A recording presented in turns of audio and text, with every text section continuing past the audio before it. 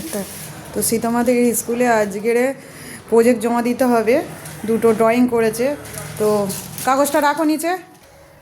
তো এই দেখো একটা সান্টা ক্লজ করেছে, 2026-এ সান্টা ক্লজ গিফট নিয়ে আসছে। তো ড্রয়িং করেছে, তো কেমন হয়েছে জানিও।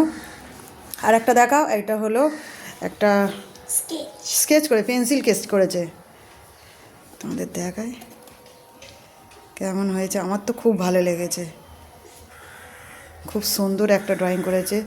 সীতামা যে এত ভালো ড্রয়িং করবে বুঝতেই পারেনি। তোমরা জানিও সীতামার ড্রয়িং কেমন হয়েছে আর পেন্সিল কেসটা কেমন হয়েছে। এদিকে সান্টা ক্লজ।